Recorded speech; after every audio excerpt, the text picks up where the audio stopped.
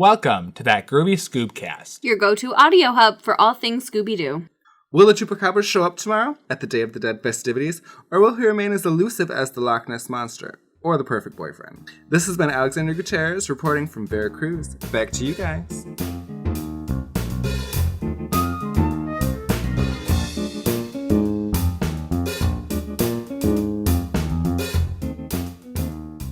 I'm your host, Derek. And I'm your host, Shannon. And we have a special guest host today. Welcome, Alex. Hi, everyone. Thank you for joining us today. Alex, how you feeling about being on the podcast today? I'm excited. It's going to be a lot of fun. Yeah? Get to tell you guys how this really is. How the movie was? Yeah, it was horrible. All right, well, before we really get into it, Alex, tell us a little bit about yourself. Well, my real name is Alexander.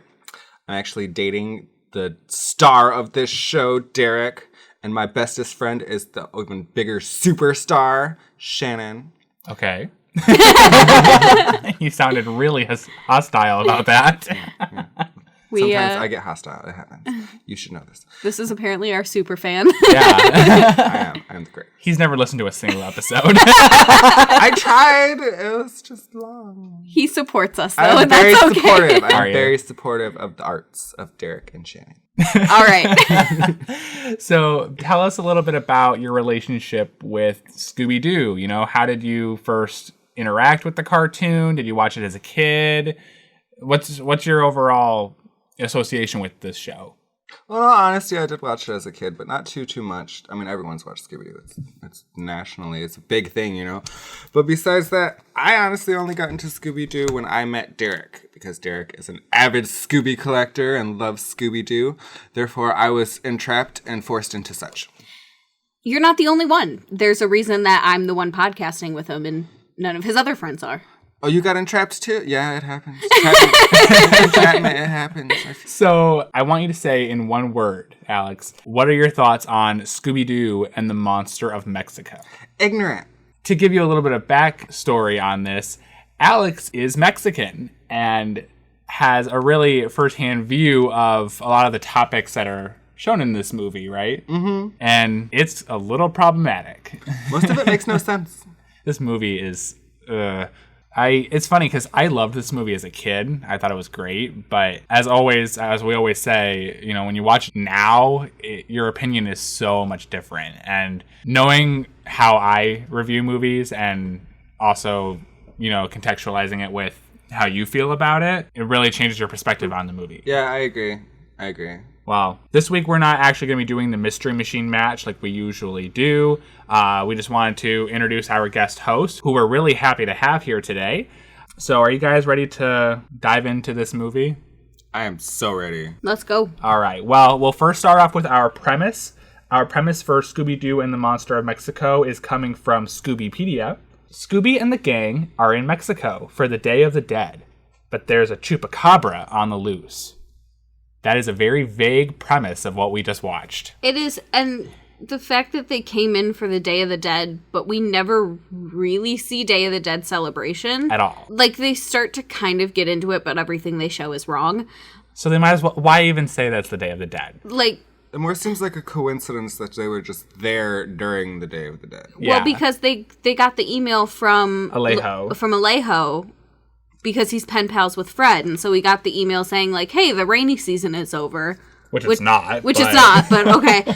And then, you know, they go to Mexico, so it was kind of just and it's also the Day of the Dead. Well, the beginning of this movie takes place in Veracruz, the city that Scooby and the gang will be visiting in Mexico. We see all sorts of really fun festivities going on. There's people playing instruments. There's tourists shopping and hanging out. Really fun evening. And we see our main supporting character, Alejo. He and his son, Jorge, they're playing some instruments. And they're also playing with their chihuahua, Chiquita. And Chiquita notices a strange shadow off in the distance. So she goes and follows it. And she eventually finds El Chupacabra. When we first see him, he's like all shady and there's like a glowing green light, which I think is really weird, the green light, because it just seems like a special effect more so than actually being necessary for the monster's costume. But I did note that this Chihuahua is really brave. She starts barking at it like she's going to take it on. No. That's just Chihuahuas. Yeah, well, I have one. I know. Yes. Right. Well, and I literally wrote, fuck that dog. And then I crossed off that dog and just put Chihuahuas in general. I just have to say, how is it that he did not notice that little Jorge went missing? I wrote that too. Because that's just bad parenting. Yeah. And, like, Mexican parents don't play that shit. I'm just saying, my parents had, like, an arm width length thing. You get hit for doing that. Well, he also shouted the dog's name when he went after her. So he's still just standing there playing, just, oh, there's Jorge. Well, you see, like, what I'm saying is, like, Jorge even said, Chiquita, and, like, started following her. Like, how did you not notice that? That's just bad parenting. That's bad parenting. Yep. So Jorge ends up finding Chiquita, confronting the monster, and then Alejo eventually notices that Jorge's gone, goes and finds him, and he picks up Jorge and Chiquita, and it's just like, El Chupacabra, and freaks out, and he runs back to the town. Okay. I also want to point out that Jorge, at least in my opinion, looks like the annoying kid from 13 Ghosts of Scooby-Doo. Flim Flam? Yeah. Little bit, I think. Like a distant cousin. Maybe. You're comparing a Mexican to a Himalayan. I don't know, they looked similar. You're racist. That's racist.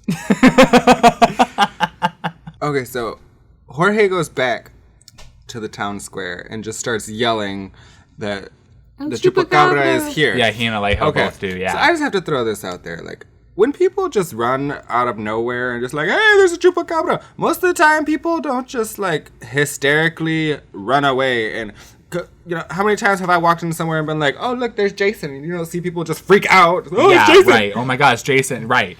It was like they went into hysterics. The entire town was in chaos. Okay. The only thing I have to say about that is because, first off, that wasn't a Chupacabra. That was Bigfoot.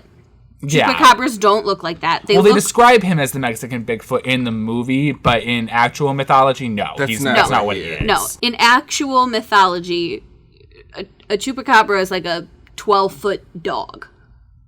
With, like, it's creepy. And it's, like, more vampire-ish instead of, like, a whole bunch of teeth. I've never really been familiar with, like, what it actually looks like, but I do know for a fact that's not what it is. Exactly. But I agree with Alex that it's so funny how the town just goes into utter chaos when he's just screaming about us, but the town never actually, like, sees it. He's, like, hiding up in the tower, and you see him, and, you know, he's just like, ah, and that's when they show the intro credits. But, like, no one actually sees the monster. They're just taking this guy's word for it. And, oh my God, end of the world, everyone freak out. Because Jorge would never cry wolf. No, even the tourists are freaking out. Like, you probably don't even know what a Chupacabra is. Why are you freaking out? So we do see the monster briefly. You know, he's hanging out in a tower watching over the town go into chaos. After we see the monster, it cuts into, like, the intro credits. So we see the title of the movie, and we see, like, you know, this is a Hanna-Barbera production. And something that I wanted to know, just from a graphic designer perspective, is that all of the font for the credits is Comic Sans. I hated the intro entirely. Because they have those green glowing eyes of the Chupacabra flying around as, like, the motif of the intro, which also doesn't make sense because they don't really emphasize the eyes a lot in the movie. Something I noted, I really paid attention to the credits for this movie because Velma and Daphne's voices kind of bothered me when I was listening to them throughout the movie. I noted the fact that they actually are the original voice actresses from the 70s. I was surprised to find that out because, yeah, their voices kind of annoyed me. And then they were different, weren't they? I felt really bad when they were like, the original cast is back. And I was like, shit, I hated them. Particularly Daphne, though. Yeah. I think Daphne was the one that sounded the weirdest. She just sounded a lot more adult, and I think that's just because, you know, this is 30, 40 years later, but yeah, it was just something that threw me off. Can we all talk about the gang emailing or chatting each other on their desktop computers? Yes, because so many of that messed me up. Have we ever seen the gang email? Like, they've never texted, emailed, whatever. Like, they're usually together, or they'll call and be like, hey, let's go hang out for a sec. Well, here's the thing with that. The Monster of Mexico movie is one of the 9 movies that fall underneath the What's New Scooby-Doo era. So what you're watching is a movie that's supposed to be in the style of What's New Scooby-Doo. What's New Scooby-Doo was intended to bring the cartoon into the 21st century. Okay. So them talking on the computers is actually just that further movement of it being a modern day story. Gotcha. So it's not that it's weird that they're talking on the computers. My thing is the fact that they're just typing with each other. They type really loudly. They press their keys really hard. They do, and then their hands are all messed up. And they're talking while they're writing. And that just got on my nerves. Just like, why didn't they just Skype? Well, and like Velma would stop typing halfway through but And keep talking. She hit her keyboard really hard. Like, I hope she has insurance or it's a Dell or something, because otherwise you're screwed. Adele. So something I noted about this scene, Fred is emailing Alejo or chatting with him, and that's when Alejo is saying that, you know, the rainy season is done in Mexico and, you know, you all should come, and he invites Fred and the gang. They plan this trip and they leave the next day. Oh, I noticed. Who goes to Mexico, to another country in a day? And How can they afford that? Right. So first off, I want to ask Alex and Derek, would you go to, let alone a different state, a different country, to meet a pen pal you've never met the day he invites you? Let alone, like, all of that. You planned it, got a ticket, got on the plane, got everything done and over with. That's insane. The day of. Right. Like, they all threw their suitcases and left the next day. First of all, I don't even know how you get a pen pal nowadays. And then second of all, no. Why would you? And for real, how can you afford to literally just the next day be like, hey guys, so you want to go to Mexico? So when they start talking to Shaggy and Scooby, they're making a pizza. Yes. The pizza is fucking disgusting. It has no cheese on it. It's got no cheese, but it's still like gooey and like sticks together. And I could never eat that. That's disgusting. I feel like there's something wrong with that sauce. Yeah. I think it's funny that Velma tried to entice them to go to Mexico by describing the Day of the Dead. She says it incorrectly, but she basically says, hey, this is the day where the dead come back to life for 2 days. And it's like, why would that make them want to go? And that's basically what Shaggy and Scooby say, too. They were like, yeah, we're good, thanks. I mean, she also says that they have good food or whatever, so that makes them want to go. When they logged off, when Shaggy and Scooby logged off, Daphne, Fred, and Velma all looked at the camera. Oh, yeah, you're right. My only other note for that part, like that whole typing part, was the fact that whenever they got their emails, it was all in their voices, like the notifications. So like Fred's was just like, you've got mail, and it was Fred saying it. And when Velma got hers, it was like, Jinkies, mail, or something like that. I'm like, oh, okay. I wish my email did that. Well, and then it was all of their catchphrases. Like, Yeah. Zoinks, you've got mail. Right. So Shaggy and Scooby think that it's appropriate to just pack food on this trip to another country. And they forgot salsa? Right. And they're going to Mexico. Like, that's legit salsa I you're about to get in Mexico. wouldn't bring salsa to Mexico. I'm getting real salsa in Mexico. Right. So that's when we get the first music montage of the movie, where we just see a lot of fun scenes of their vacation coming down. The only one that I really noted was that when they were going through customs and immigration, they were passing over the border, and Shaggy's passport has Scooby's face in it. I'm like, how did that get approved? Well, and I want to point out that the passport guy already looked pissed off before he even saw the picture. I saw that too. Like, he smiled and nodded at Daphne, and then he picked up the Shaggy's passport and looked at him like, fuck you. And then he opens the passport. And then he opened it up and was like, wow, actually, fuck you. He's already suspicious of this guy. And then imagine, like, when they do, like, the random check on his suitcase, and they're like, fucking all this food. But I want to know, because before that, they were absolutely petrified of a skunk. They all saw it in the street. And they got out of the car. They got out of the car. And went onto a billboard when they were in the car. So you left the safety of the car, walked past the skunk, and went up a billboard. And, like, billboards are high. You have to climb all the way up there. And they got there in, like, 5 seconds. They were scared. I will note that billboard was a Smiley's Entertainment billboard. Oh, I missed that. I noticed that. Yeah, we'll talk about that later. But the only other thing that I noted from this montage was that this is the very first time, and I think the only time, that we see that front cap on the Mystery Machine opened for the spare tire. Yeah. I think that's the only time you ever see that used.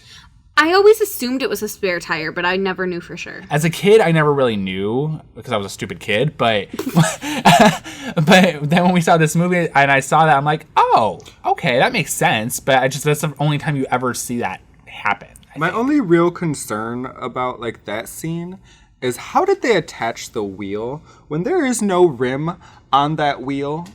This makes no sense to me. And then he literally just grabs it and is like, oh yeah, let me just, and sticks it on the van. This makes no sense. So they finally get to Veracruz and they meet Alejo. Alejo comes out of his front guest cottage. Well, he owns a hotel. That's what we figure out. But he comes out of the guest cottage that he was in. And Fred's just like, oh, it's so nice to meet you. You must be Alejo. And then these are my friends. And like, let me introduce you. And Alejo's like, oh, no need. You've talked to me about these guys all the time. And he goes, that's Daphne. That's Velma. That's Senor Scooby. And looks at Shaggy. She's like, is that Shaggy? He doesn't look like he can eat everything out of your house at home. And Fred's just like, he has a really fast metabolism. I wanted him to be like, yeah, he gets his stomach pumped weekly. No, it's just very blunt. Just, yeah, he's got a fast metabolism. Eats everything. So something I thought was a little, I don't want to say it was ignorant because that was the point of the joke is that they're supposed to be ignorant. But I think it's funny that the gang thought that the guest cottage that Alejo first came out of was his entire house. Okay, I actually did write. Thank you. I did write something down. I wrote that they were actually really sweet to like not say anything because he was like, okay, let me show you the house, and they all like walked inside the cottage. He did say something. He didn't say it directly to Alejo, but he did say it to the gang right before. It's small. Yeah, and what was it? Velma said it was quaint. No, Daphne did. Daphne no, said yeah, because Shaggy was just like, oh, it's and Daphne's like quaint, and he's like small, and then Alejo comes out. I'm just like, really? Oh, I missed that part. Yeah, I did. I did notice that because I was just kind of like, they didn't really they weren't rude about it. It was just like, oh, okay, like, so this is what we're staying in. Well, the gang's never like outright offensive, in my opinion. I think it's just the movie and the nature of the movie is ignorant. Yeah, they just don't know. No, they're just poor ignorant white people. like they're still idiots, and you should probably research where you're going before you go there. Before you make a 75-minute movie about a country you've never been to or know anything about. Clearly, they didn't even know what Day of the Dead was when they were like, let's put it in the movie. Yeah, you can kind of see that. They describe it as the Mexican Halloween. Yeah. That's not what it is. Day of the Dead isn't even in Halloween. It's not even close. Mexicans, we celebrate Halloween too. I know, that's why, because I was sitting there, they said something about Halloween. I was like, but it's not Halloween yet. It's not. We celebrate that too. Yeah, they go trick-or-treating also, but Day of the Dead is celebrating the dead. Different thing. That's not in Halloween time. You don't get candy. After the gang basically asks Alejo, it's like, oh, we thought this was your house. He's like, no, this is just one of the guest cottages. Each one of you will have your own. This is where we live. And he shows the beautiful... He's all just nice about it. Like, oh yeah, no, this is not it. It's over here. It's beautiful. And the hotel is called La Villa Bella. Is that what he pronounced it as? La Villa Bella. Yeah. Or Bella? I think he said Bella. How would you pronounce it, Bella? I would say Bella. Bella? La Villa Bella. Okay. Another assumption that the gang made is that all of those kids that are in the pool are all their children. He kind of implied it, though, because he said, well, he was like, this is my mother, this is my wife, and here's the rest of my family. Blah, blah, blah, blah, blah, blah, blah, names off all the kids. All the names, and then they're like, oh, are all of these your kids? And they're like, haha, no. I mean, but I'm not going to lie. I totally believe that those were all his kids. When we first watched this, I was like, dang, they've been busy. Like, you got 13. She's been pregnant her whole life. So this is when Scooby meets Chiquita, his love interest of this movie. Mm-hmm. I love the size disparity. A Great Dane in love with a Chihuahua. Okay, I'm sorry. Break that poor little Chihuahua. We're introduced to Louise and Charlene. So Louise is Alejo's older brother, and Charlene is his fiancée. Who, by the way, her entire ass is literally square. Like, it looks like a box. If she sits down, she'll be 3 feet taller. Almost right away when we saw Charlene, I said that she was the villain. You audibly said that. You were just like, she's the villain. Yeah. First time we watched this movie, and I've seen this movie before, so I knew she was. I'm just like, I love how obvious it is. She was so extra, and I was like, yeah, she's the villain. I will say I was wrong because I thought Louise was going to be in on it. Yeah. And he wasn't. So. Well, Louise is one of my least favorite characters in this movie. Yeah. I do not like him. I don't like how he talks. When he's describing how he met Charlene, he says that he met her on his last trip to the United States. And he met her at the Smiley's entertainment park somewhere in the States. So she came back with him. They're engaged. And he like really slowly says, and I've been smiling ever since. And I'm just like, ew.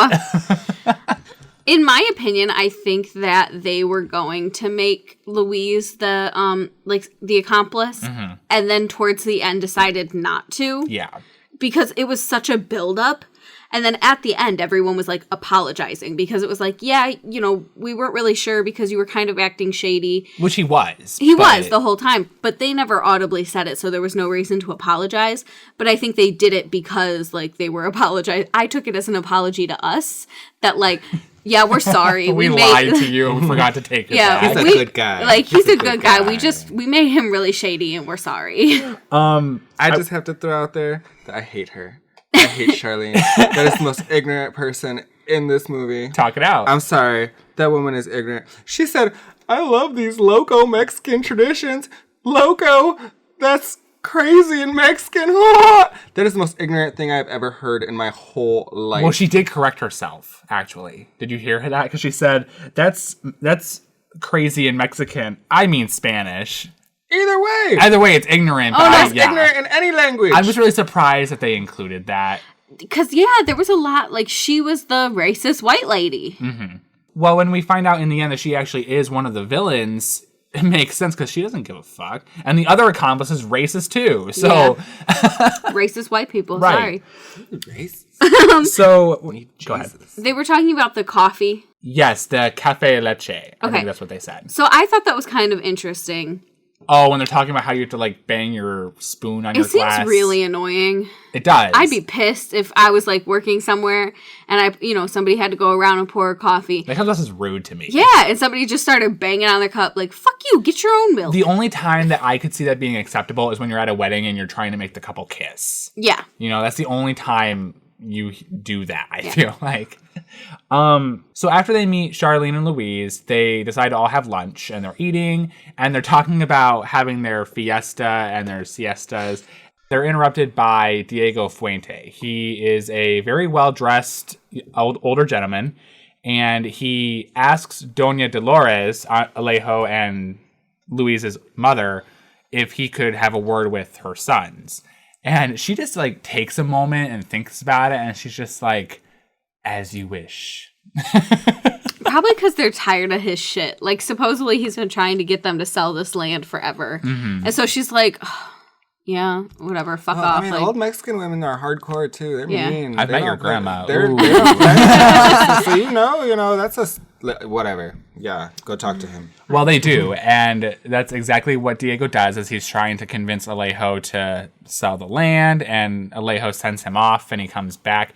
But while he's gone, Doña is talking hard shit about that man. And he's just like, he keeps trying to get us to sell this land, and I don't trust him. And it's like, he's a jerk. And oh, no. Because she goes, what's the English word for it? And they're all like, scam artist, crook. And she goes, jerk? Jerk? And I'm like, oh. I just want to say that Dolores is a gossip. Because later on, she's a fucking honestly, gossip. It makes sense considering her name. Yeah. Well, Dolores in Spanish is like pain in the ass. It's like a pain in the side, That's when you speak with someone in Spanish, you're like, oh, I have Dolores, it's Dolores, like you have a pain here or there, So it makes sense that she would talk smack all day long. She's talking shit, saying like he has been trying to get them to sell the land and everything. I want to know, was he trying to get the father to sell the land before he died? Because we do find out their dad has only been dead for a year. I think she did say that. I think she said that my late husband has also talked to him or something like that. Okay. And So she never liked him. She never trusted yeah, she him. never trusted him. Okay, Right? because Yeah, I thought that's what they she said something like they worked together, but I wasn't sure if that was like what was going on. But I would say yeah. Okay. They've known each other for quite a while. anyway, the brothers come back with Charlene, and they are just like, yeah, he did exactly what we thought he was going to do. And now they're getting into this discussion about selling the land in front of the gang, which I'm just like, save it for later. That seems inappropriate. It does. And they also really get, like, I don't really know what the proper word would be. It's just, they talk about a lot of, like, adult topics in this movie that's for kids. Like, Louise is just like, oh, but brother, maybe you should consider selling. Investing all of your assets into land is foolish. I'm just like, that went over my head. And I was like, what? They say that the reason why they're considering selling the land is because they're not getting good business. The hotel's not getting a lot of tourists or guests. And that's when Charlene mentions that the big old monster is causing it. So they all go inside because once she says monster, there's the classic lightning and thunder and it starts raining instantly. So it's not the end of the rainy season. I was going to say, so the rainy season's over? They go inside and they're talking about the Chupacabra. And that's when they're starting to talk about it being the Mexican Bigfoot. Well, and what Alejo describes is Bigfoot. Yeah, it's not what we described earlier is believed to be El Chupacabra. So I just thought they were being really dramatic right before they transitioned to the next scene when it showed Charlene and Louise like sitting next to each other facing the audience. Like they're looking at the camera and they're like, whatever you do, double lock your doors, say your prayers, and whatever you do, don't go outside. And it's like, bum, bum, bum. They transition to Scooby and Shaggy being in their cottage. They're laying in bed, and they start thinking that they're hearing the Chupacabra outside. They're freaking out about it. Well, it was funny because they had stacked everything up against the door. Like their and dresser they're like, and yeah, everything. and they go, yeah, who would believe that? That's ridiculous. And they're like holding the things from the chimney and... They open the door in a panic at some point, and it's Fred holding his flashlight, and they still close the door on him, thinking it's the Chupacabra. They go up the chimney, and they pop out on the roof, and now they're hanging off the side of the cottage, and that's when Fred and Velma find them, and they're like, what are you guys doing? And they notice that Daphne is not there with them. So they go to Daphne's cottage, and they see like these green lights shining out the window, thinking it's the Chupacabra. They all barge in, and it turns out it's just her CD player. They're all freaked out. They're all on edge about the stories they were hearing earlier. But why is Daphne always sleeping when the monster attacks? Yeah, like in I Left My Neck in San Francisco, she was doing that. Yeah. She kept sleeping when the vampire would attack, and then, like, you know, whatever. Like, she's always sleeping. That's why she's beautiful. She needs her beauty sleep. I man. aspire to be that one day. She, you know, she doesn't worry about nothing. She's gonna get her sleep. Monster's still gonna be there. But when they see the eyes in the room, they're like, okay, we have to go rescue Daphne. Yeah.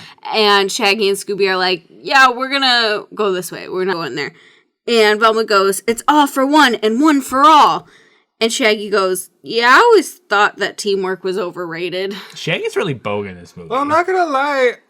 They kind of seem that way, too. You know how many times they send Shaggy and Scooby just like, okay, I need you to go off that cliff, or like, hey, go, you know, set this trap with this monster. And now, of all times, when it's, okay, we need you guys in there, we gotta stick together as a team. This is a team thing, guys. Yesterday, you just sent me out there to like get killed by Nessie. And now we're a team. And now we're a team. And now we're a team because Daphne's in there. She's all asleep. I want to talk about how Velma wears curlers. Have we seen that? Does she often do that? She does. I don't know when I've seen it, but I know we've seen it before. I had also wondered about that because her curlers are not in the right spots for how her hair is actually Well, her done. hair's not curly either. No. But even still, for it to do what, like to do that little box thing, you would kind of need some kind of curlers, but not that many, and like Not in those not spots. in those spots. She almost gave herself a perm. They come out of Daphne's cottage, and that's when they find the Chupacabra's footprints. They note that it came up to Daphne's window and then went back to the hotel. Why didn't they follow that? That was my question, because We're a gang when it comes to Daphne. It's headed back to the hotel. Fuck your pen pal, Fred. They can die. But even besides that, there's like other people there too. There's the pen pal. There's all those kids, because he said they're going to be there at least until the end of Day of the Dead. The employees. The grandma, the wife, Charlene. You know, that's not really a big Fuck deal, her, but whatever. But still, and they're just like, oh, okay, well, you know. We'll go back to bed. Yeah, let's all go okay. back to bed. Let's not follow the footprints and see where they go. And there's a ton of them. Well, they're going back to the hotel, so not only are you, for one, not only should you be concerned about the fact that it's headed towards where other people are, but don't you also raise suspicion? Why is it going back to the hotel? Maybe it's someone in the hotel. Yeah. But what makes it worse is they don't check. It's No, just exactly. like, But that's yeah, my I point. went Is that back they to the don't. hotel. Yeah, that's my point. Is that they don't check. They just go to bed. Daphne's not sleeping in the hotel. We don't care. This is a horrible team. This is a horrible team. Well, Daphne makes up for it the next day when she uses her mask. So I have a whole thing on that. As do I. Okay. her mud mask. So if you made a mud mask of that, it would be going the other way. The foot wouldn't be indented, it'd be out because you're putting the mud into it. It'd be 3D, not indented. They keep one of their clues in this movie is that they use Daphne's mud mask to make an imprint of one of the footprints they found. And they note that it has the little specks in it, which is supposed to be our first real clue that there's weird specks in the footprints. Mm-hmm. That's supposed to be the coffee grains. Oh. You didn't catch that? No. It's such a really subtle clue, but yeah, it's supposed to be the coffee grains. Okay, hold on. But second off, I get that, like, Daphne's pretty, but that's a lot of mud mask. Thank you. She had a whole thing, like the size of her torso of mud mask. So today is their day for investigating in Veracruz. They're trying to get some answers about what happened the previous night, and they decide that what they're going to do is interview the citizens of Veracruz. They're going to use Velma's video camera and like report what's going on. I thought it was interesting that, you know, Daphne is the reporter, and Daphne's always been the one in the gang that's like stood up as the journalist. Because remember, like in Zombie Island, how she's an actual TV host, and in, I don't know if you've really read the comics, but in Scooby Apocalypse, she's a journalist too. So this kind of makes sense why she's the one that's reporting. While they're asking everybody, like, what does the Chupacabra look like? What does the Chupacabra do? I wrote down all their questions and answers. Oh, okay, go ahead, do it, because then I have something to say after that. So the first question she asks, which is to the kids, is what does it look like? And one kid says a gorilla, one says a bear, and one says an alien. She asks what it does, and someone says that it eats goats. He says it really, like... He doesn't give a fuck. He doesn't give a fuck. It's like, they're not my goats. Someone said that it crushes and destroys crops. And then this little girl just says, he's a bully. Yeah, he is.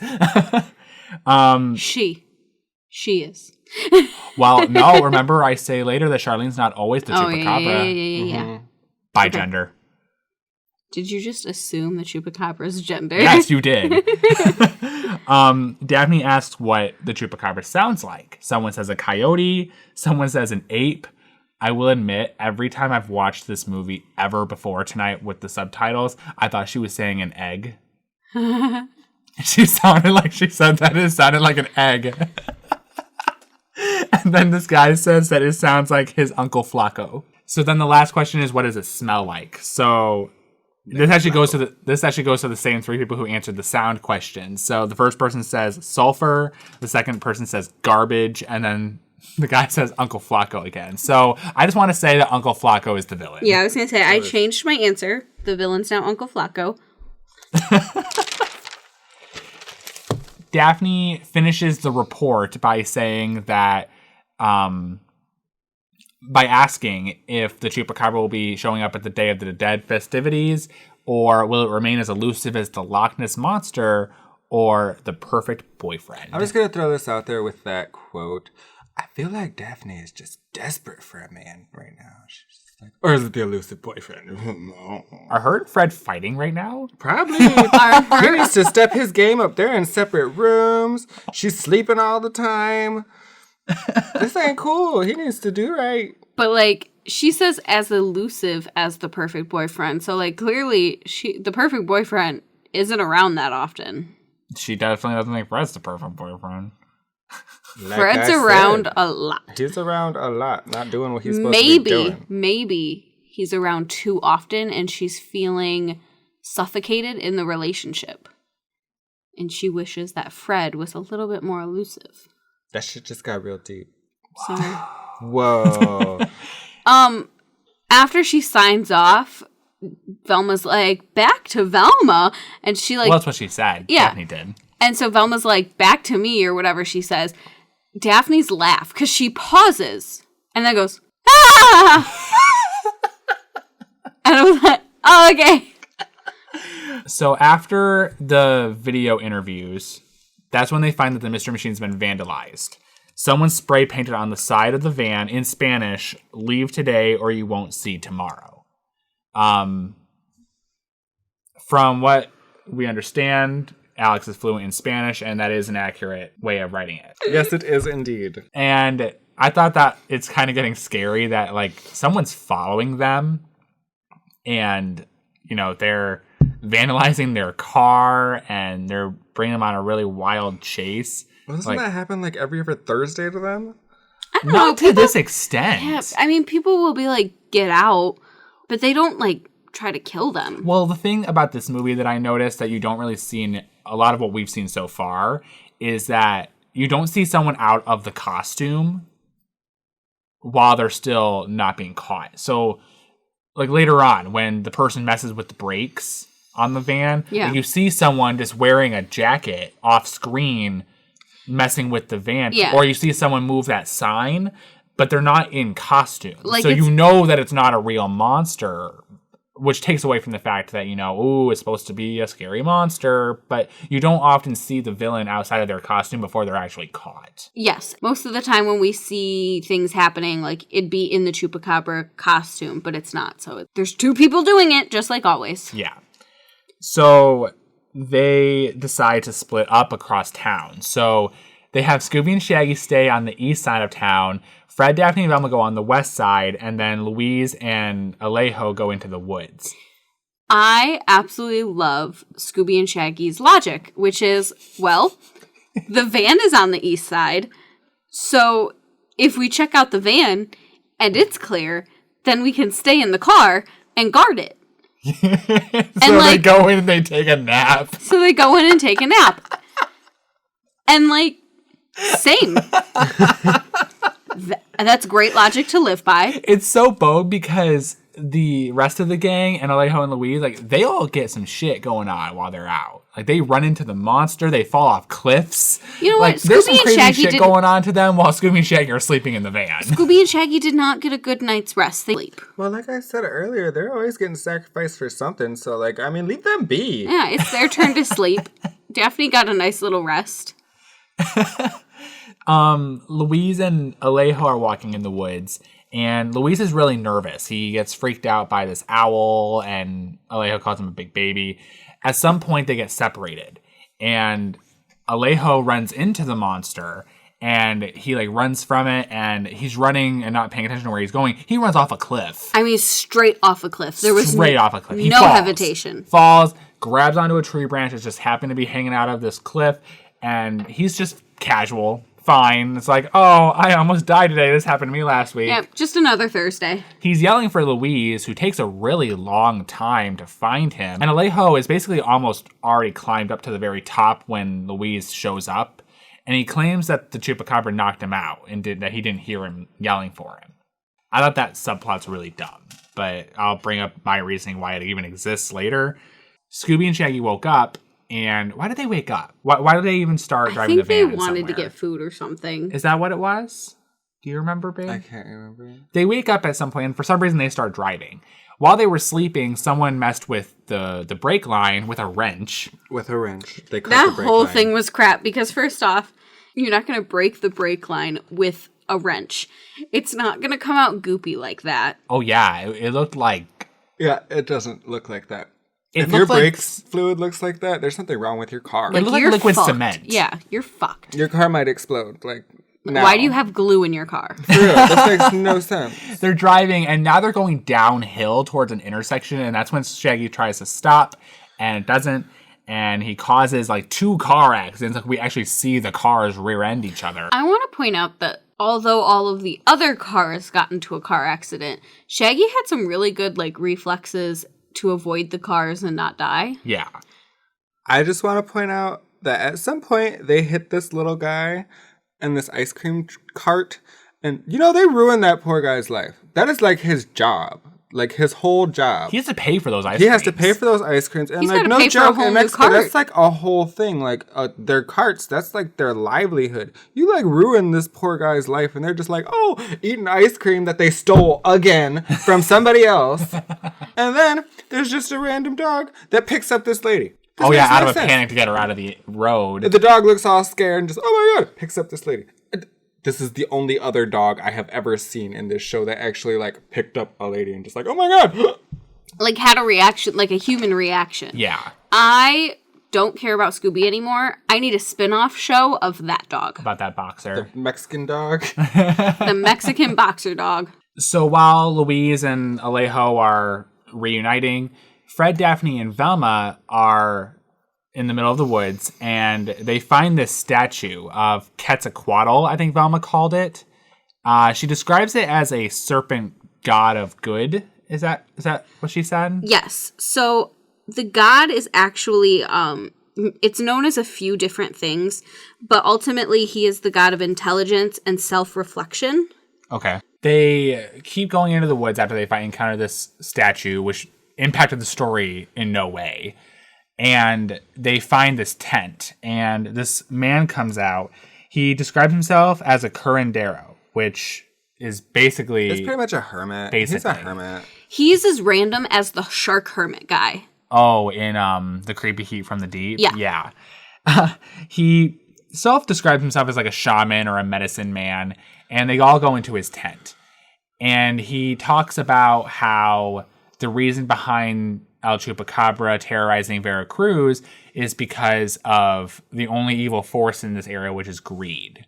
He says that people from the north came and tried to purchase land here so they could make money. But they were sent away when they were denied by the locals, and they vowed to return. So the gangs are like, oh, so what does this have to do with El Chupacabra? And he basically just, says that that's the reason why, is that it has something to do with that. And then he just goes casually, oh, and did I mention that you're in grave danger? No, I think you left that one out. Oh, you're in grave danger. What the fuck? That's like a seriously dick move. Well, because, and then... come on, man. And You besides knew that when I walked in here. Right. And besides all that, afterwards, he's like, oh, and check out my website. Oh my god, right. This man living in a tent has a website. Okay, I'm going to further on that. This man living in a tent who has no electricity because they show him with this little candle thing next to him has a website. The way I'm thinking is like, Romani people have been known to, get the whole tent and the crystal ball and everything because you have to sell. Well, quotation sell, because you're not getting money for it. I get it, but like at the same time, like he's putting on a play so that you'll believe him more. If I'm a hermit out in the woods and I've got all the the carpet and the candle, and I tell you, hey, you're in grave danger and greed and da da da da da, you're gonna believe me, rather than if I'm sitting in an office with a website and business cards saying, oh, well, you're in grave danger. I mean, yeah, but still, what would be the purpose of that? To sell it, people believe you more. It's a real life thing. I get it. Yeah, no, I do. But like, why? It had no meaning, but he was there just to kind of be there. Can we talk about how the curandero says that not everything in Mexico is as they seem, and that actually is something that Daphne takes to heart because she mentions it later. She's like, maybe the shaman was right. Maybe not everything in Mexico is as they seem. I'm just like, Daphne really took that seriously. Yeah, he said it, and she was like, huh. Yeah. In Mexico, stuff is really crazy. So then Fred and Daphne and Velma are running through the woods. Then Alejo and Louise are running. And so then Fred runs into him, and the girls are just standing there all nice and pretty. A coyote comes running by, and that's how we know that the Chupacabra is near. Which now attacks Velma, Daphne, Fred, Louise, and Alejo. they all run into town, and it's, attacking them. There's music playing in the background. It's basically another montage. And I noted that the Chupacabra is really out to, harm them. He's, swinging at them and trying to hurt them. And then at one point, Velma is specifically running from him. And she puts her glasses and her poncho on this cactus. And the Chupacabra hugs the cactus, thinking it's her. I'm just like, so did he just want to hug you? I just need a hug. I just need a hug. Sometimes that's all you just really need is just a hug, and it will un-Chupacabra you. I do want to note that fucking Velma found her glasses pretty quickly. Yeah, they didn't make a gag out of that. Usually it's, not being where are able my to see. glasses? Yeah. She bent right down, picked those motherfuckers up, and stuck them back on her head. It's because it's been 40 years. She loses them all the time. That's You something might I as well forgot pick it to up. mention. At the very beginning of the movie, when she got the email from Fred and Daphne, she was looking up the laser eye surgery. Oh, yeah. Did you even see that? Yeah. Maybe she got it. Maybe she just needs to have the glasses on for a couple more days. In a day? They go to Mexico in a day, Shannon. She had a lot going on. I don't think you can go get laser eye surgery that day. Well, I can't go to Mexico tomorrow. Well, I mean, if they have enough Maybe. money to just go to Mexico tomorrow, I feel like they might have enough money to just I need you to fix this eye real quick. So during this montage, they meet up in front of a movie theater while Scooby and Shaggy are still driving the Mystery Machine in a panic. And I noted that the movie theater was featuring Legend of the Vampire. You two didn't really catch it because it was really subtle, and I just know because I'm a big Scooby fan. The Legend of the Vampire is the Scooby-Doo movie that preceded this one. The one where they go to Australia. And it actually had... They're basically, the plot of that movie was they go to Australia for a rock concert. Well, they didn't go there for the rock concert, but it happened to be going on. And the poster... Kind of like Day of the Dead. It's always a coincidence. Things always just happen when they go. Yeah. Well, the poster that they made for the Vampire Rock music concert was on the walls outside the theater. It was the same exact poster, which I thought was really funny. But now I have a theory which expands upon Scooby-Doo Goes Hollywood. Okay, talk it. Okay, so in Scooby-Doo Goes Hollywood, it's revealed that all the Scooby-Doo Where Are You cartoon episodes are actually acted TV shows. They're not just a cartoon. And Daphne, Fred, Velma, Shaggy, and Scooby are played by actors of the same name. In that movie, Scooby quits the show. And the Scooby-Doo show is canceled because the actor who plays Scooby is done. So I theorize now that the monster of Mexico is not a real Scooby-Doo mystery. It's just the actors happen to be solving a mystery today. And that Legend of the Vampire was their most recent production that they worked together on. I'm down for it. So they get saved by Shaggy and Scooby, who happens to be driving by. They all hop on the van. They think they get saved. They hop on the van and they just keep going. And they're like, bye, Al Chupacabra. And I like the fact that the van is not able to stop right now. The brakes are done, but they all managed to get inside the van. Well, the cutaway scene, they're in the van talking to Shaggy and Scooby. And I like that everybody's all relaxed because, we escaped the monster and we're safe inside the van.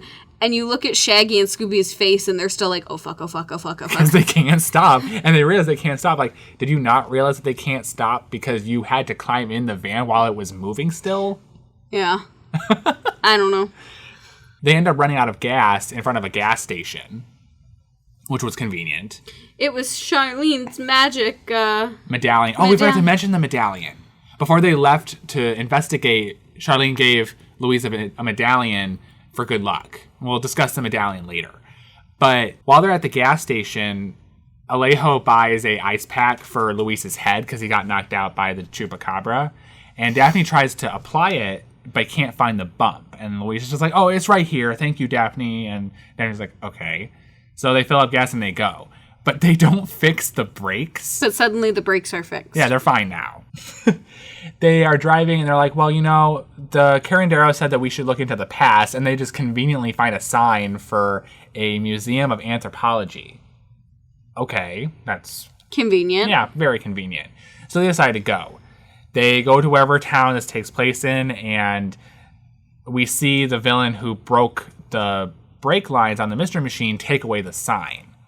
Which implies it's a trap. It's a trap. But the museum is in a legit place.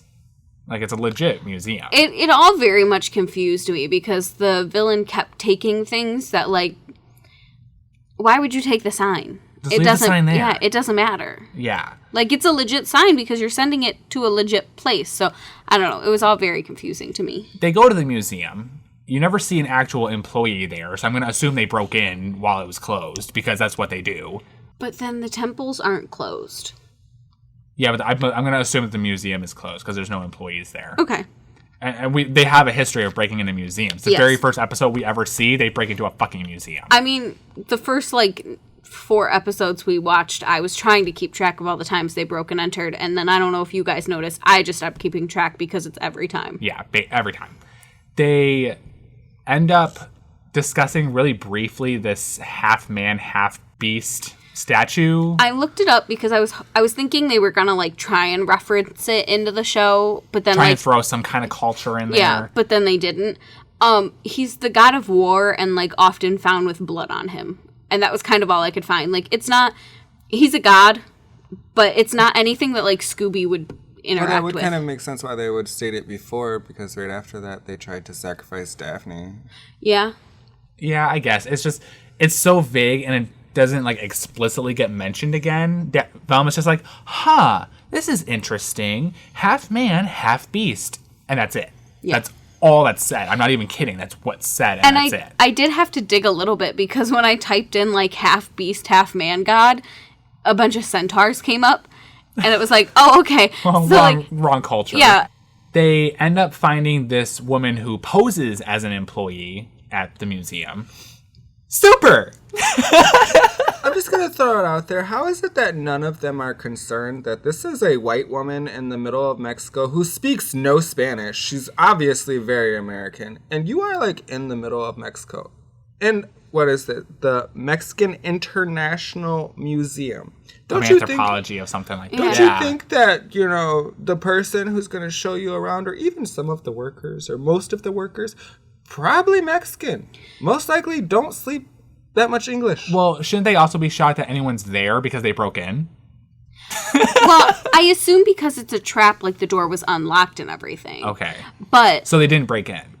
The gang didn't, but I assume Charlene and Mr. Smiley Face did. Okay, but so we're saying that right now, because they have a history of breaking into museums, right now they're not breaking into the museum. No, I don't think they are. No, I think they just came in. Yeah. Okay. I mean, if anything, they didn't break, but they definitely entered.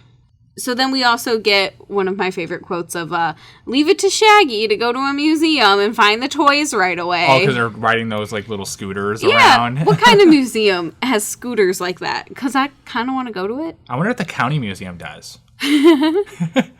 They follow this woman into this, presentation room and sits them all down. She spins this wheel that has a bunch of years on it, and it lands on some year in the 1300s. And now all these special effects are going all over the place. There's animatronics. It doesn't say anything about the time period. No, but it was kind of cool. It was cool, but it just made no sense. No, had it gone into more detail of that time period, I think it'd be kind of cool. A bunch of warriors appear out of nowhere, and the woman starts talking about how the ancient peoples used to give sacrifices to the gods by ripping out their hearts and all that jazz. And then she says that she now wants a volunteer from the audience. No. She picks Daphne to do it and lays Daphne on the stone bed? Sacrifice table, yeah. On the sacrifice table, and puts a blanket over her. I'm just oh my god. All of the warriors start surrounding the table, and they're all ready to rip out Daphne's heart, and you actually see the woman looking all evil and smiling over her. She's ready for it. She's ready to rip out this woman's heart. There's a bunch of fog, and then they disappear. A bunch of green arrows start flashing on the floor, leading them out of the room, and they're just you've been warned. So now we know, this was a trap. Well, the gang now knows this was a trap. These are the same people who vandalized the mystery machine. I have a question. Mm-hmm. So they reveal a few moments later that the table moved, and it reveals that secret staircase that leads down. But the staircase doesn't go anywhere, because the staircase becomes that slide, and then they ultimately are supposed to go into that fire pit. Yeah. So how did they escape? with Daphne. Because I wrote that. My thing that I'm thinking is that they turned the lights off and the soldiers kind of grabbed Daphne and ran and probably went out the green arrowed lit way that the gang was supposed to go. But instead the gang took the Aztecian trapdoor and thought that that's how they escaped. Yeah. Okay. Here's my other thing. Who are all of these warriors? Okay, Who are all these people? The only thing that I can come up with is because... What is Mr. Smiley's name? Mr. Smiley, that's all they call him. Oh, they probably work for him. Well, Do you think they're employees? I was thinking it was animatronics because everything else is special effected in. Okay. So it's either more employees or That would make animatronics. sense either way. I want to believe that it's other employees because there's always someone else that doesn't get caught. Like the Art Swindlers gang. Yeah, they're still out there. They're still out there. And I believe that these guys are still out there too. Okay. This is the beginning of another montage where the rest of the gang are trying to find Daphne. They go down the staircase. It accidentally turns into a slide, and they're all like going down the slide, and a bunch of nonsense. I don't want to go into detail about it. It's just a bunch of nonsense. And my only question is, what's the fucking point of this tunnel underneath a museum? Somehow, after all that nonsense, which again, I don't want to go into detail because it was just a lot of stupid shit that impacted the story in no way. They end up in the actual temple area, which Alex was really pissed that they kept describing the temples as... It's a pyramid. That is not a pyramid. It's still upsetting. He was so mad while watching this movie for the second We time. had to pause The it. entire time, they refer to it as a pyramid. It is not a pyramid. It's a temple. It is a holy place. They're freaking temples. This makes no sense. It makes no sense. Alex's big pet peeve about the movie is that they're being called pyramids. Well, so then we find Daphne on top of one of the temples, which, I'm sorry, she was on like a whole bunch of rubble, first off. She was just like standing on like something that looked like a crumbled temple. But she's standing there blindfolded and tied up in the middle of a temple with a whole bunch of tourists around. Yeah, there's tons of tourists walking around, and no one says anything about this woman who looks like she is in peril on top of a temple. Well, then she gets herself out. Right. Somehow. How long have you been standing there? What's worse about that is she's not even concerned at all that literally 5 minutes ago, you were just kidnapped by like 12 guys and a chick trying to cut out your heart. Honestly, it And you're probably... just like, it let's go. It happens often for her. I don't think she'd be surprised. But it's not even mentioned. It's not even like, yeah, she just kidnapped me and, I almost died. I don't even know how I got here. She's like a Alejo falling off that cliff. It just happened last week. It happened. Yeah, you cool. Almost got sacrificed yesterday. It was a good day. And then Fred tells her, oh, you stay up there. We'll come up to you. Fred, she's already untied. Have her walk the fuck back down. Meet halfway, if anything. Yeah. There's no Those point. things are tall. There's no point in me walking all the way up to you just to turn around and walk all the way back Even down. with that, I feel like in this situation, you would kind of more so want to be on the ground than on top of this temple because, like, why would you want to be that high up? And so what if you get pushed down and all the way down you go? Yeah, it made no sense. But then another thing, they come down from the temple now, and that's when they notice the statue that apparently wasn't there before. And then it just falls apart. And it triggers this, like, cage that rises out of the ground. So I have 2 points here. One, what's the point of the statue? Was it just to trigger the cage? It was to make everybody think that they were vandalizers. But when did that statue get placed there? Quickly. I mean... Because it wasn't there before. They passed right by her, and just a moment later, it's there. Well, and because it's not very well put together because it falls apart without Instantly. anyone moving. So I assume it's just kind of like a bunch of rocks, like, stuck together. But second off, you guys were talking about disrespect to the temple. Putting a jail underneath the temple that just rises. My point is just, how long has that thing been there? Where does it rise from? What really gets me on that one is when they say that they have to push them out of here because it's going to upset the gods and all of these people, not to be racist in any way or anything, but they're all white. Oh, yeah. I have never met a white person that's going to be like, oh my God, the gods. Well, we need to mention Paco. So Paco is like this animatronic eagle. Bird. He's an eagle that is like saying that he's there to protect the gods and their temples, and he's saying, oh, well, you need to run them out, honor the ancient gods. And yeah, I thought the same thing, Alex, was that these people would not be looking to appease these ancient gods. They're all a bunch of Christians from Texas. Come on. And my whole thing with that is, 2 seconds ago, Daphne was standing on top of a temple, blindfolded and tied up, and not one of y'all gave a fuck. And now we've got these people vandalizing, and suddenly you have to appease the gods? And by the way, none of these people are concerned about this talking bird. It's a giant talking bird, and not anyone is like, hey, this giant bird with a Mexican accent just told me to run these white people out. And I like how he even says that it's a bad Mexican accent. Well, and it sounds very robotic. I mean, okay, everything else that's animatronic is, like, really good, and they talk about how well it looks and everything. And Paco is just not... He was like, $2 at the discount store. Well, maybe he was, like, the first one. Well, I'm thankful that we watched it the second time with the subtitles, because the first time I couldn't understand what he was saying. Yeah. The animatronic effect that they put over the voice was making it really hard for me to understand him. So now the tourists are trying to chase them out.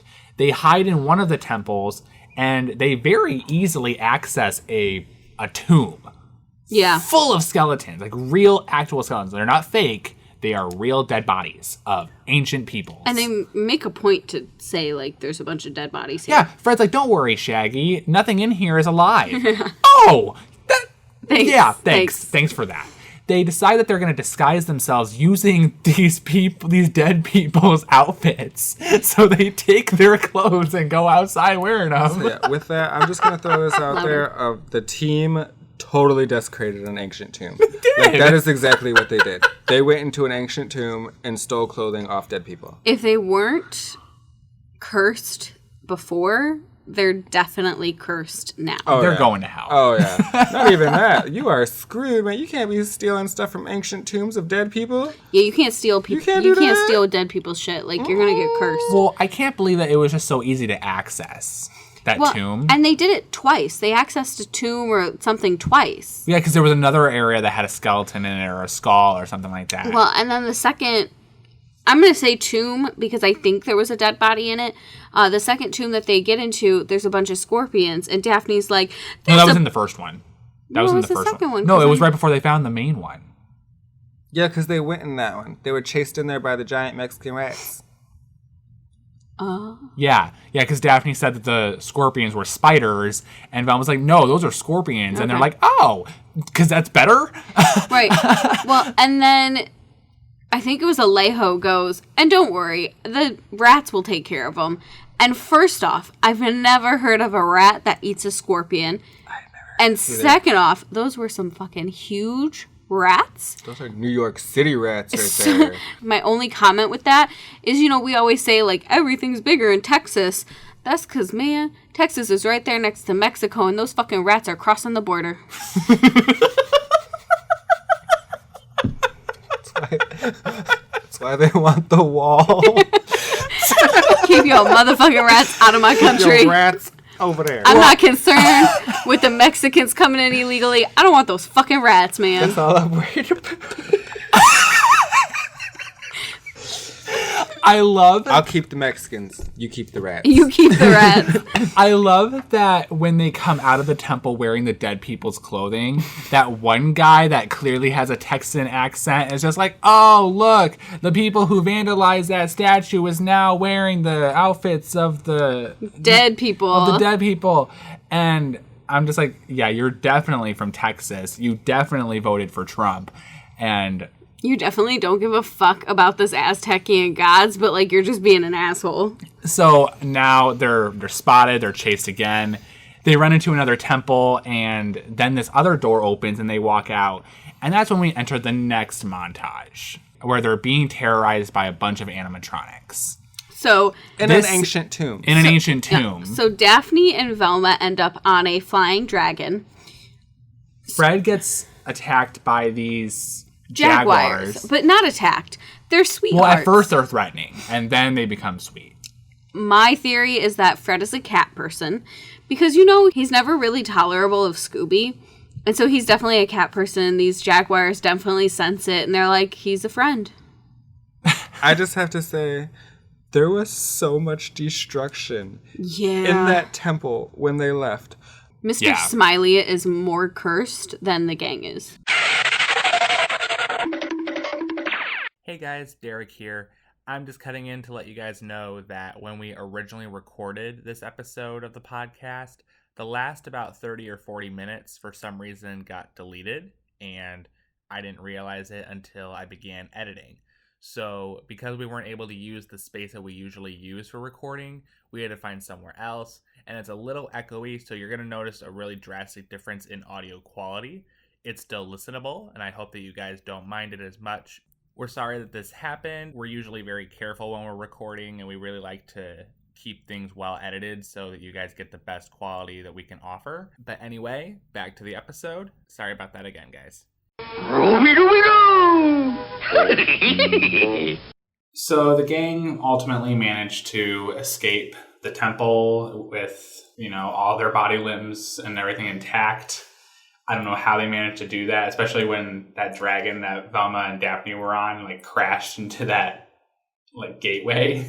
And they just hopped on the mystery machine and went. Protected by Shaggy's wizardry. Yep. Something. Just magic. So we now transition to a new scene. It's later in the night, and the people of Veracruz are getting ready for the Day of the Dead. I had the biggest issue with this. The scene starts with a man using sage to light a candle, which you would never use to light anything. Right. Well, it's because sage is supposed to ward off spirits and... Well, and you don't normally use sage to light candles. It's usually you blow out the flame and you smoke it out. Yeah. And it's used to ward off spirits, to send the spirits on their merry way. You wouldn't do that on the Day of the Dead. That doesn't make much sense, yeah. Yeah.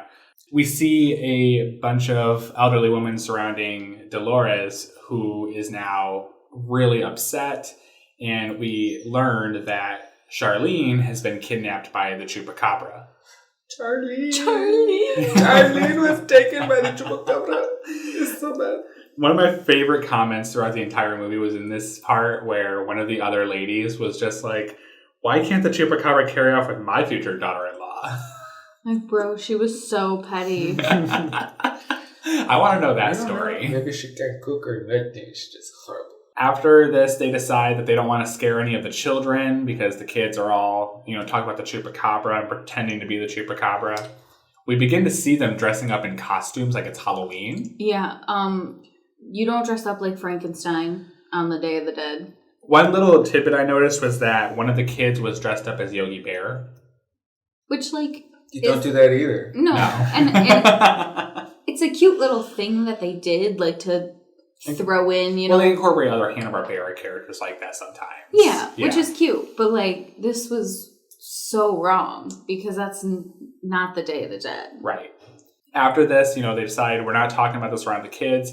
So the gang, Alejo and Luis, they go to talk about all of the clues that they've collected so far and try and put things together. Let's try and figure this out. It's nice seeing them do this because you never see them do this in any other Scooby-Doo media that I've seen. Well, and it's nice to see them talk it out, but at the same time, it was kind of weird because we never see it happen. And it was just kind of funny to see them, stand in a circle and be like, okay, here's what I think. Okay, well, here's what I think. And I felt like I was watching Dora the Explorer in a way. Yeah, it was just, everything was very explained. It's not because she's Mexican, I'm just saying. No, but No, Diego, go.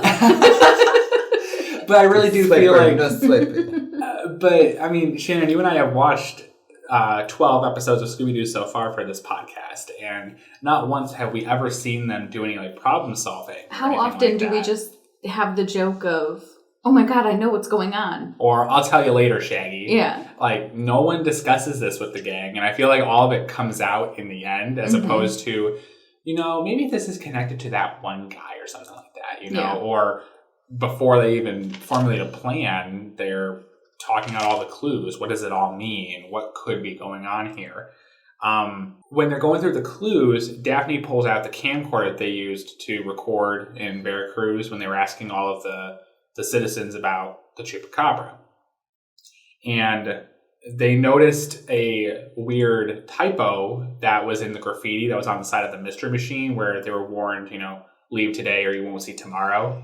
But the word mañana was spelled incorrectly because it wasn't using the tilde over the N. Something I noticed, but Alex and Shannon didn't, and they fought over it with me. But I Google checked, and I was right. Google checked.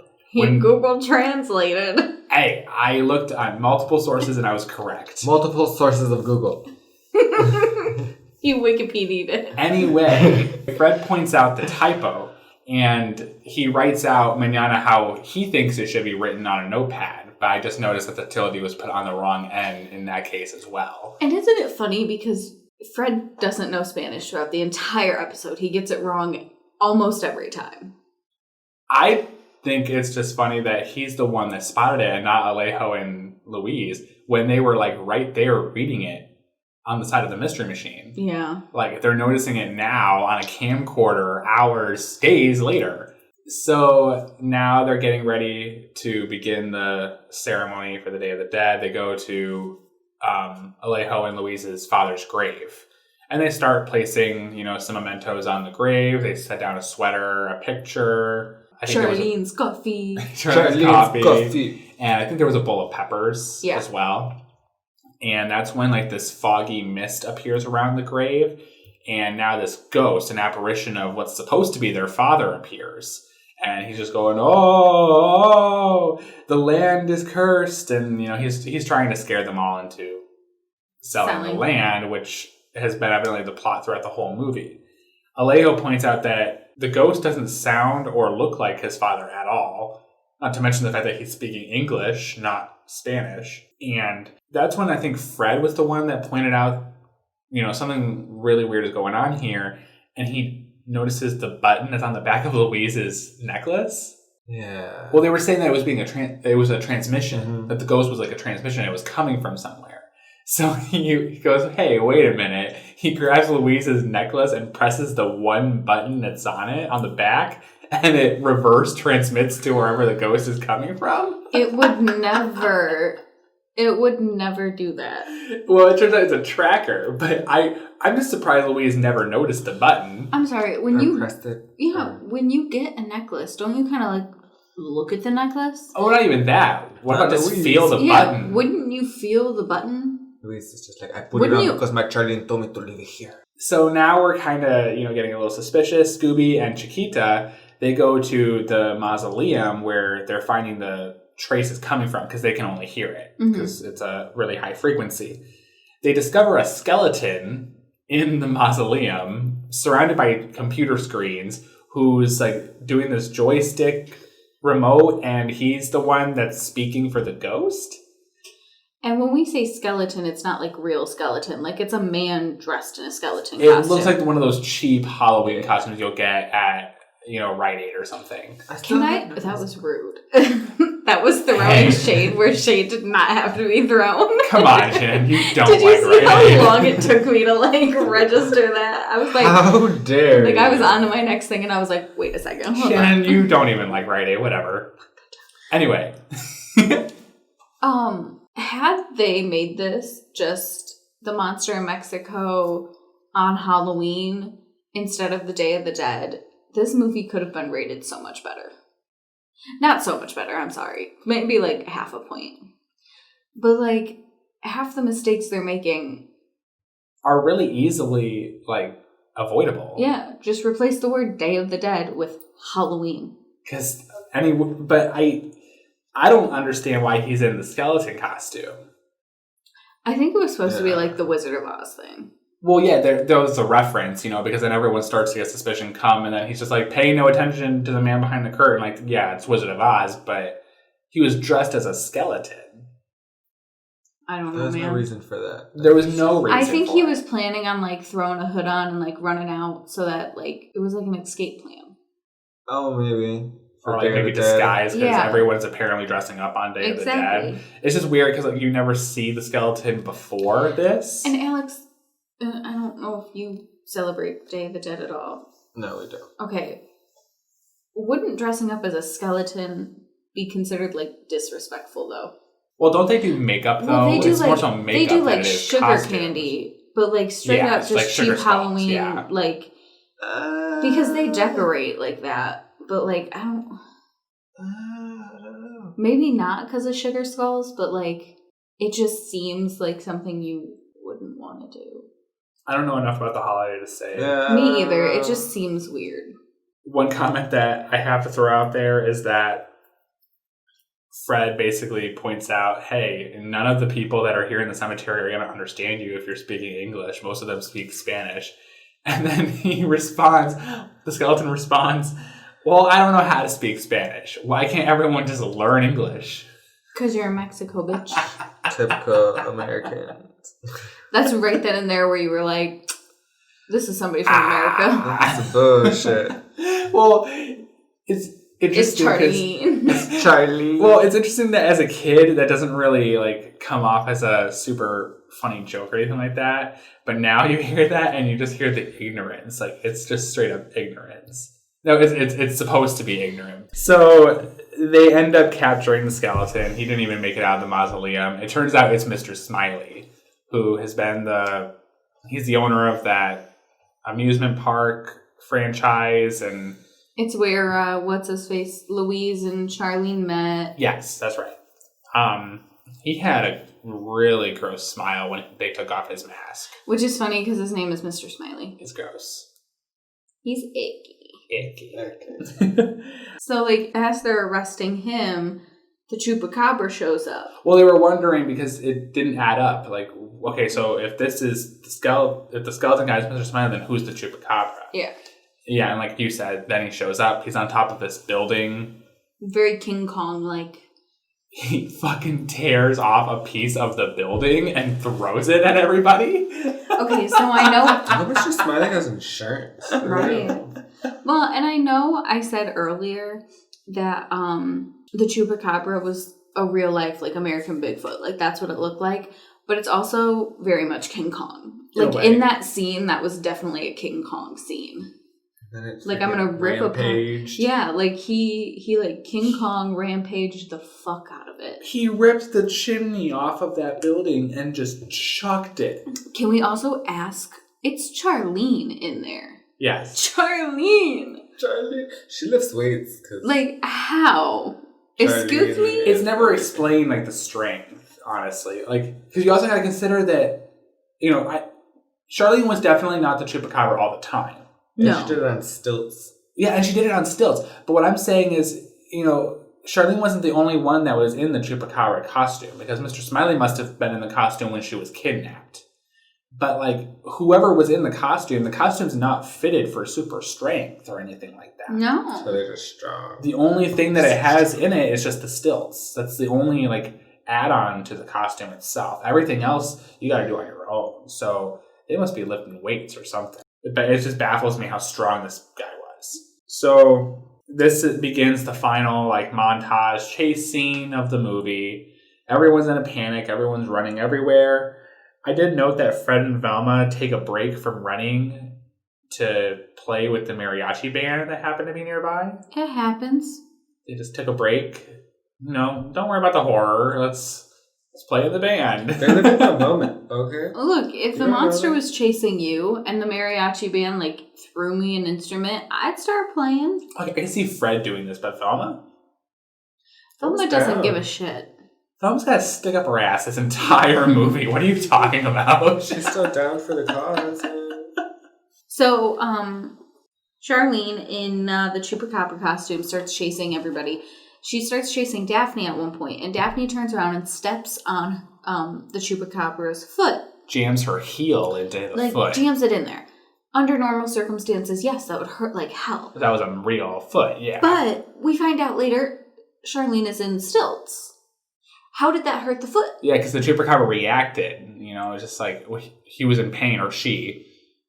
We don't like to misgender, but whatever the case, there was a reaction, but they're wearing stilts. That makes no sense. Very in character. Because wasn't Charlene an actor? So she's very in character. She can't go out of character. She's got a lot of aliases, you know. She keeps it real. Super. Speaking of super, So when when Charlene gets ripped out of the costume, out of the Chupacabra costume, she's inside the museum host costume. Yes, the woman that kidnapped Daphne earlier in the movie. Yes. Now, I get the reason why, because the last time we personally saw her, that's what she was dressed up as. Yes. But the mother-in-law is sitting there crying her eyes out because Charlene got kidnapped. Meaning she was dressed as Charlene, got quote-unquote kidnapped, dressed back up into the museum lady's costume, and then put on the other costume. Yeah. Why? They do this a lot in Scooby-Doo, where they're like wearing a costume underneath a costume. Well, and it's to show like, well, and it, I like I said, like I get, because that's supposed to show us that like Daphne wasn't kidnapped by some super crazy person, and that it wasn't 3 people doing it. It was, you know, Charlene the whole time. But like what Alex just said, they would have fucking had a heat stroke. Yeah. Not to mention the fact that Charlene or the museum curator, whoever is underneath that costume, is also wearing like a dress shirt and a jacket and dress pants. How are you maneuvering in this Chupacabra costume and breathing? I think it would have made 100% more sense if the museum lady is what Charlene actually looked like, and this whole time she was dressed up as this like ditzy blonde Texan woman, because that would make more sense. Either way, I could see it going either way, but I was also questioning that too, like which one is the real identity. Yeah. Evidently the big poofy blonde haired woman is the real identity. Except I love when Velma ripped that face off. Velma has a tendency for that, because she did that to the woman at the end of I Left My Neck in San Francisco. Do you remember that? Yeah, she ripped that old woman's face off? Like, she goes for the face. It's not even, like, trying to rip it off from the back of the neck. I mean, she grabs a hold of your cheeks and just rips. Like, okay, Shannon, like, I'm going to demonstrate, like, how I would, like, you know, pull someone's face off. I wouldn't start with the face. You know, my hand is on Shannon's face right now as we speak. Like, the back I'm probably going for the back of your neck or, like, your hair a little bit and lightly pulling. Because that's she doesn't play it. No. Velma, I'm going to demonstrate for you, Shannon. Alex, I want you to pay attention to how Velma does this. Goes for the face, and like hand over nose, and just rips. Well, she's hardcore. She don't play that. She's had enough. It's been a long time. We've been fucking with her for like 3 weeks. I don't think the mask would come off that easily. She has so much hair underneath that mask. Well, and also, when she ripped the face off, and then the hair, like... Poofs.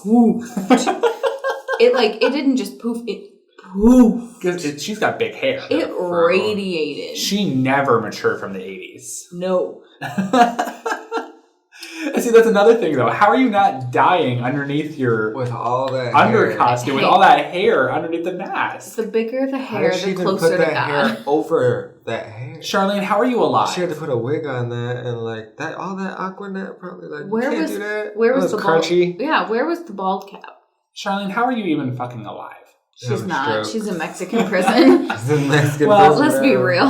The reason why Velma suspected that the museum woman wasn't who she said she was because some coffee beans came out of her sleeves. The thing is, we hear quite often, like, oh yeah, I have coffee beans coming out of my ears, but not once do we ever see coffee beans anywhere near her ears.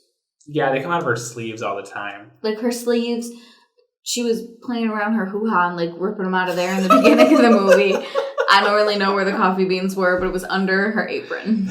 Well, I don't know. I will say, I don't think that this clue was necessary to the movie. No. Because you two didn't even notice its relevancy to the plot. And honestly, if you took it out of the movie, it wouldn't have changed anything. I didn't really care that much. No, it's not a big deal. It's really the only indication that Velma had that the museum lady wasn't the museum lady. That it was actually Charlene. Mm-hmm. Oh, that's Charlene. Because otherwise Charlene would be dead. Charlene! I did think that Charlene was dead at one point.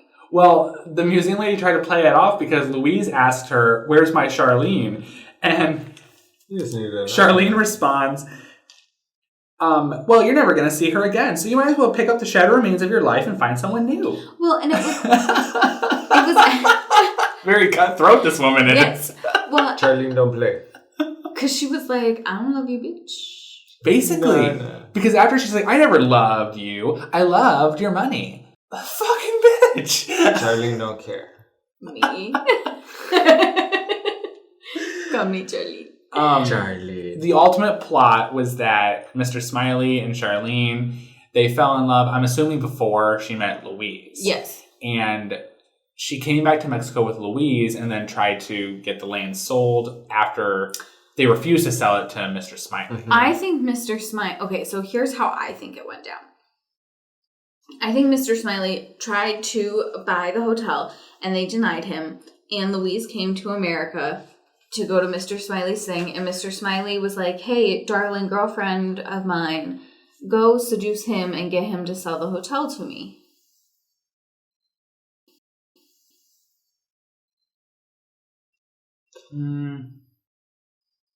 I don't know. Because they were definitely in love before she met Louise. I'm thinking that the plot kind of thickened when they met Louise in the first place. And after they met Louise, they tried to buy the land. Because then what would have happened was Mr. Smiley would have bought the land while Charlene was married to Louise. All that money would go to Louise. And then Charlene would divorce him and then get half the money. Okay. And then come back to the States with Mr. Smiley.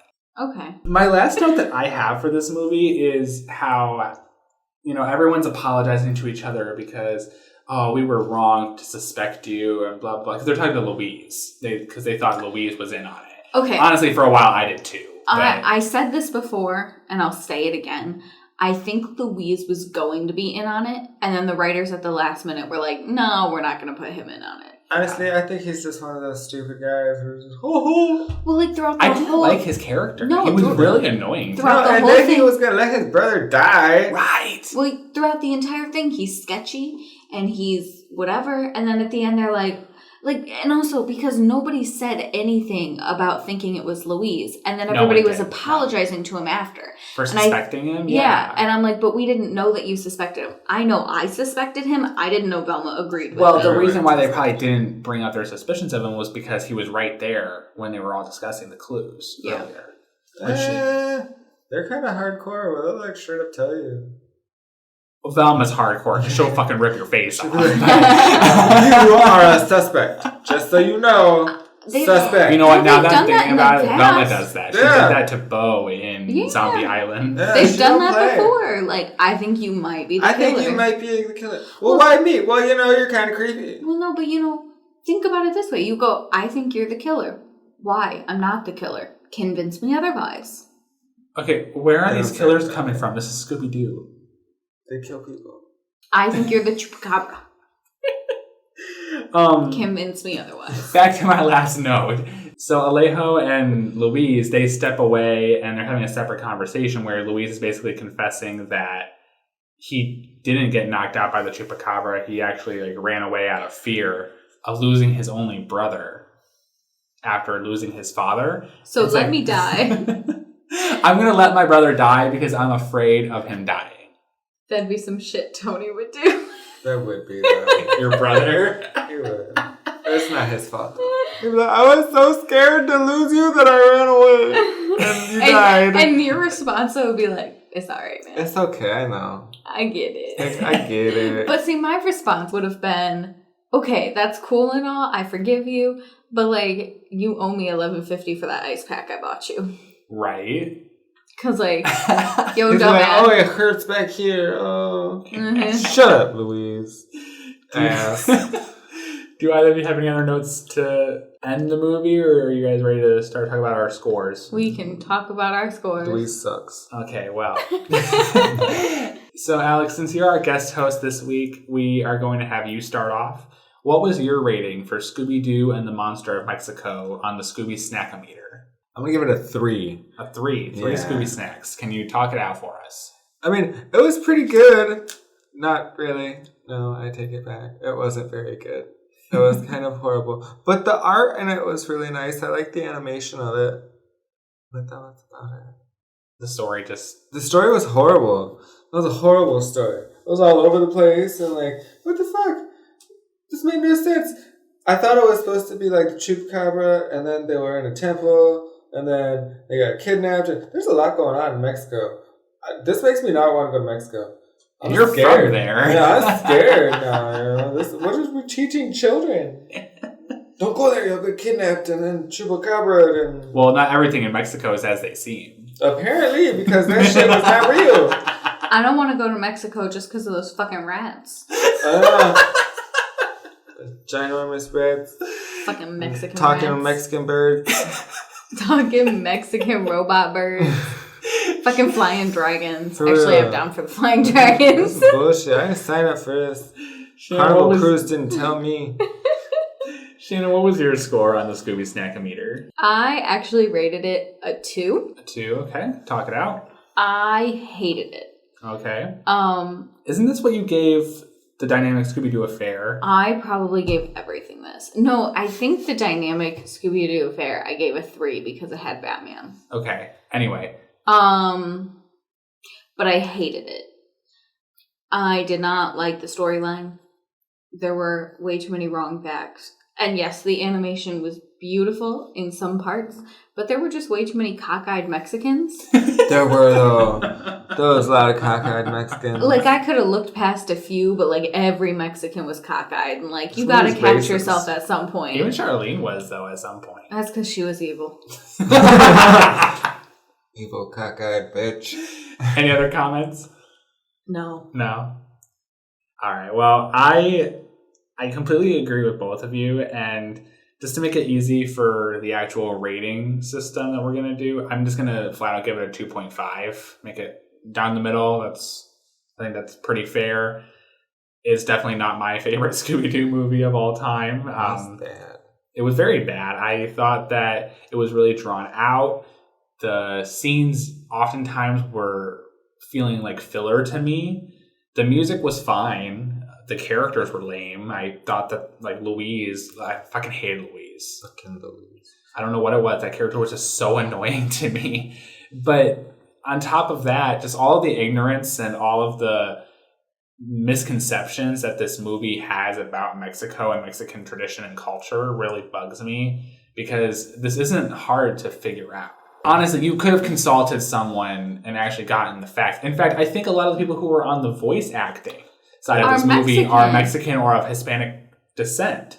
This would not have been a really hard movie to get right. Like, they probably could have just been like, hey, writers, just to let you know, we don't dress up like Frankenstein. They were just excited to have a job. But the thing is, I don't know if they see the animation. I think they just stand there and they talk. Well, it's bigger than animation, though. The dialogue's bad. Well, yeah, the dialogue was bad, but... The dialogue is telling all these misconceptions and lies about the culture, and it doesn't help portray Mexico in an accurate sense. Well, and where you were going with scenes felt like filler scenes. They really did. I mean, think about when we were watching the new Scooby-Doo movies. And, like, you know, this season we had this dynamic Scooby-Doo affair.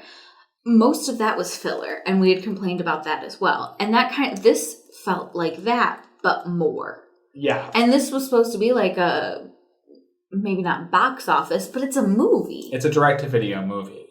It's 75 minutes long, and in a way, I think that's actually supposed to be the minimum that makes a direct-to-video movie a direct-to-video movie. So I think that a lot of this was padded really hard. Because there were just some scenes, I don't know if you two really noticed them, but there were some instances where I feel like there were just still shots that stayed way too long on screen. Yes. Like, nothing was happening. The characters weren't in the scene. You know they were coming. Like, there were sound effects and stuff, but there's nothing moving. Yeah. And I think that those little things are just the producers and the director's efforts to pad the time to meet that 75-minute mark. Well, and if you think about it, if every scene starts off with like 2.5 seconds of just still frame before the characters come on. Exactly.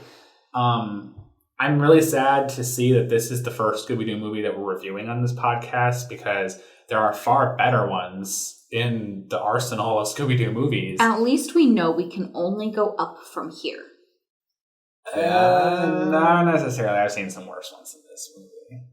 So it's pretty bad, though. It was really bad, and most Scooby-Doo movies will be better. I know that there are worse ones, but I just wish we had started off with a better one, because this one really bummed me out in terms of quality and the story presented. We'll keep our fingers crossed for next season. Right. So with that, our official rating here on That Groovy Scoobcast for Scooby-Doo and the Monster of Mexico is a 2.5. Boo. So Who earns? next week is going to be our last episode of the first season of that Groovy Scoobcast. I cannot believe we're already here, Shannon. I want to thank everybody for staying with us. Right. You guys get to enjoy listening to one of us eat some really delicious hot dog tacos that Alex is actually going to make for us next week. I am not looking forward to it. I am, because I know that if I don't like it, I don't have to eat it, but you have to eat one full one. Oh, I don't know if we agreed on that. I think we did. Why come you gotta eat one full one? Because of the Mystery Machine Mac, we didn't do it this episode, but we do a weekly trivia. And the one who doesn't get as many points has to eat a whole hot dog taco. It'll be tasty. I'll make it tasty. I mean, I'm sure you will, but if I don't like it, I'm not eating the whole thing. I don't like hot dogs to begin with. Well, Shannon hasn't officially lost yet, so you basically lost. But that's not the only thing we're doing next week. We're also going to be doing our special topics. So we've watched one episode from each Scooby-Doo series so far, as well as one movie. Now we're going to do a special topics where we discuss either comic books or video games or any other kind of Scooby-Doo media aside from the mainstream It can be cartoons. It can be cross episodes with other episodes, anything fun like that. Yeah. So we do have a list of many different things that we could possibly discuss next week. Shannon, are you ready to spin the randomizer? Yeah. All right, let's hit it.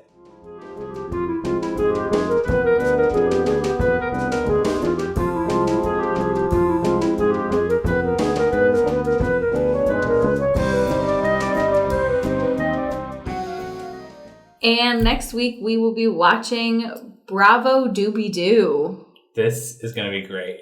I'm so excited. Stephanie's off on the side cheering. All right, well. Freaking love Johnny Bravo. For those of you who don't know, Bravo Doobie-Doo is a really popular piece of Scooby-Doo media where the gang meets Johnny Bravo. The brief premise provided by Scoobypedia is Johnny Bravo gets help from the gang while looking for his missing aunt. That's it. I want to point out that, I've never seen this one specifically. You've never seen Bravo Doobie-Doo? No. I've never seen this. Everyone has seen Bravo Doobie-Doo. I've never seen it. Also, I like Johnny Bravo. How dare you act like you Oh don't. no, what are you going to say? He's not my favorite. If it's something negative about my boy, Johnny Bravo, How dare you. He's not my favorite on the planet. get out of this room, Shannon. You're Listen here, fired. pretty mama. You don't even know. I was raised as a strong feminist woman who did not need no man. No, I'm just kidding. I don't even care. But- Johnny Bravo believes in you. Oh my god. No, I do like Johnny Bravo. I actually did really like the cartoon when I was little, but I grew out of it rather quickly. We're going to have a fun week next week. Wow. If you guys want to watch this episode before we review it next week, you can find it on the Season 1 DVD set of Johnny Bravo, which actually leads into my fun fact for the week, which is the fact that Bravo Doobie-Doo is not a Scooby-Doo episode, but rather a Johnny Bravo episode. In fact, it is the 7th episode ever of Johnny Bravo. So it just really needed a lot of help getting off the ground, is what you're telling me. Basically, its 7th episode that it ever had was a crossover. Okay, so you know how... Scooby-Doo just needed Johnny Bravo. Doubtful. Okay, what you're telling me is, most shows get signed up for a 6-episode contract. This was the 7th one, which means that they probably had to talk the producers all right, look, Johnny Bravo's gonna be really cool. Look, we'll pair him with Scooby-Doo and everybody will love him. Look. So are you at least excited about this then, Shannon? No, I am. I'm excited because I am. I did like Johnny Bravo. It's not like I hated it. I did like Johnny Bravo. I just grew out of it kind of quick. It was there and then I was done. I recall some really fun music from this episode. So before we start to give our send-off, we will remind everyone about our giveaway that's going on the podcast. We have a Scooby-Doo stuffed animal whose color is currently still concealed from you all. It's not brown. It's a lovely one of the rainbow. But if you want a chance at winning it, all you have to do is either tag us or message us on Twitter, Instagram, Tumblr, or email us and let us know what your favorite episode of this podcast has been so far, or what your favorite episode that we've reviewed is so far. On Twitter, you can reach us at Groovy Scoobcast, and you can also find us at Do Central on both Instagram and Tumblr. You can also email us at thatgroovyscoobcast@gmail.com. Alex, we want to thank you again for joining us this week. We hope you had a good time. Oh, thank you. I had a good time. It was a lot of fun. What was your favorite part? Not the movie. Talking about tacos. Charlene. Well, we hope you come back to join us again sometime soon. Do you have anything else to say, Shannon? This movie was so bad, I'm just speechless. And y'all know I'm not speechless that often. No. Well, with that, we hope you enjoyed this episode of That Groovy Scoobcast. Come back next week for a Scooby snack filled time. Bye, guys. Bye. Bye.